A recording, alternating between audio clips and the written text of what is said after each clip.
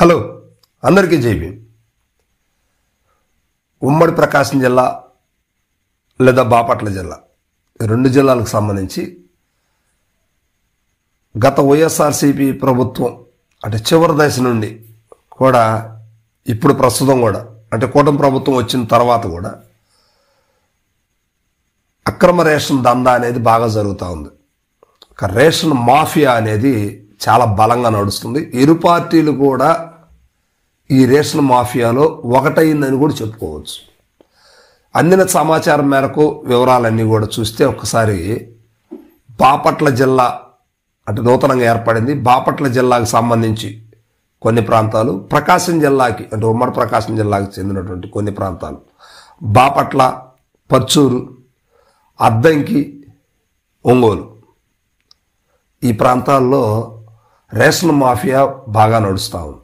గతంలో వైఎస్ఆర్సీపీకి చెందినటువంటి కొంతమంది నాయకులు ఈ రేషన్ దందాన్ని సాగిస్తూ ఉండగా ఇప్పుడు కూటమి ప్రభుత్వం వచ్చిన తర్వాత వారికి అనుగుణంగా ఉన్నటువంటి వ్యక్తులే అంటే వారికి సంబంధించిన వ్యక్తులే మరికొందరు ఇప్పుడు కూటమిలో కూడా ఈ దందాన్ని సాగిస్తూ ఉన్నారు. మొత్తానికి ఇసుక మైనింగ్ మాఫియానే కాకుండా రేషన్ మాఫియా కూడా చాలా బలంగా సాగుతూ ఉంది. సామాన్యులకి, నిరుపేదలకి ఇవ్వాల్సినటువంటి ఆ రేషన్ బియ్యాన్ని కూడా ఒక మాఫియా లాగా తయారయ్యి దీన్ని అక్రమార్కులంతా కూడా మార్కెట్ చేస్తూ ఉన్నారు. సో దీని మీద ఇక అధికారుల విషయానికి వస్తే అధికారులు పట్టి పట్టినట్టు వ్యవహరిస్తూ ఉన్నారు. ఎందుకంటే ఎవరి గవర్నమెంట్లు వచ్చినా కూడా వారి మామూళ్ళు, వాడి ముడుపుళ్ళు వాడికి చెల్తాయి కనుక వారు ముందుకు వచ్చే పరిస్థితి లేరు. ఇక్కడిది ఇదంతా కూడా కామన్గా జరిగే విషయమే. మరి ఈ విషయం ఎందుకు చెప్తున్నారంటారా? ఇక్కడే ఒక ట్విస్ట్ ఉంది. ఇటీవల కూటమి ప్రభుత్వానికి చెందినటువంటి కొంతమంది నాయకులకి అంటే ప్రభుత్వానికి చెందినటువంటి ఎమ్మెల్యేలు కావచ్చు, లేకపోతే ఆ ఎంపీలు కావచ్చు, కొంతమందికి రేషన్ మాఫియా వాళ్ళు వెండి కిరీటాలని బహుకరిస్తాము, సన్మానం చేస్తామని చెప్పేసి మాట్లాడిన సందర్భాలు అయితే బయటకు వచ్చాయి.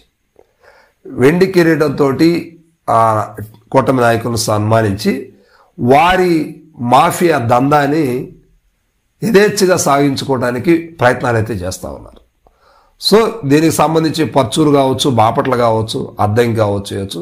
అతి ఇటీవల అద్దంకిలో కూడా ఒక భయంకరమైన లారీలతో పట్టబడినటువంటి రేషన్ బియ్యం కూడా దొరకటం జరిగింది. అయితే అధికారులు దాని మీద ఎటువంటి సరైన స్పందన లేదు. జస్ట్ వచ్చారు, చూశారు, వెళ్ళారు అన్నట్టే ఉంది. కానీ గట్టిగా చర్యలు తీసుకున్న పరిస్థితులు అయితే లేవు.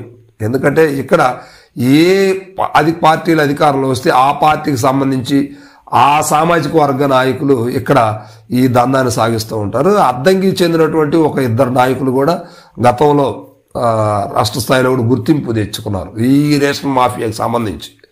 అదేవిధంగా పర్చూరును కూడా బేస్ చేసుకొని బాగానే మార్కెట్ చేస్తూ ఉన్నారు.